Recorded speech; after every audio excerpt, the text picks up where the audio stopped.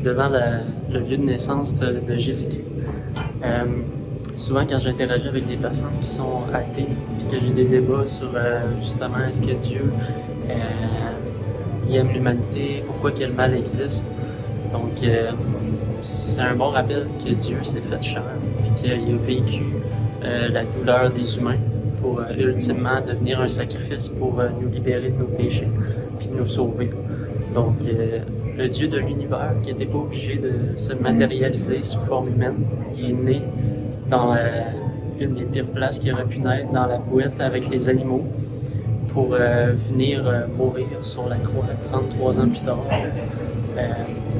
vivre une des pires morts pour accomplir le plus beau geste qui a jamais existé, c'est de se sacrifier pour sa création.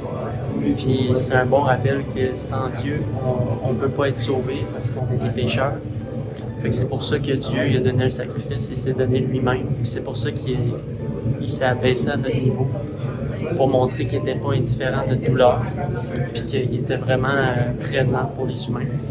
Donc, je vais joindre quelques versets à cette vidéo-là. Donc, je vais vous laisser admirer son lieu de naissance. C'est à Bethléem.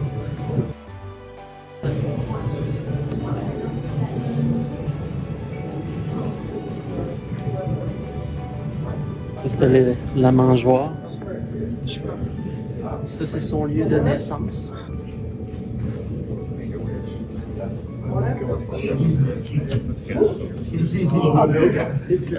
Il y a une étoile qui représente les 14 générations entre David et Jésus-Christ.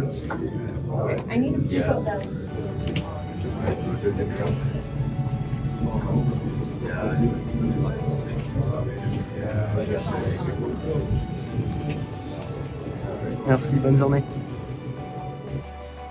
Et la parole a été faite chair, et elle a habité parmi nous, pleine de grâce et de vérité. Et nous avons contemplé sa gloire, une gloire comme la gloire du Fils unique venu du Père. Mais Dieu prouve son amour envers nous, en ce que, lorsque nous étions encore pécheurs, Christ est mort pour nous. Méprisé et rejeté des hommes, un homme de douleur et habitué à la souffrance, comme un homme devant qui on se voile la face, il était méprisé, et nous ne l'avons pas estimé. Cependant, ce sont nos souffrances qu'il a portées, et nos douleurs qu'il a prises sur lui, et nous l'avons regardé comme un homme frappé par Dieu et humilié. Mais il était blessé pour nos péchés, brisé pour nos iniquités. Le châtiment qui nous donne la paix est tombé sur lui, et c'est par ses meurtrissures que nous sommes guéris. Car Dieu a tant aimé le monde qu'il a donné son Fils unique, afin que quiconque croit en lui ne périsse point, mais qu'il ait la vie éternelle. Si nous confessons nos péchés, il est fidèle et juste pour nous les pardonner et pour nous purifier de toute iniquité. Si tu confesses de ta bouche le Seigneur Jésus, et si tu crois dans ton cœur que Dieu l'a ressuscité des morts, tu seras sauvé.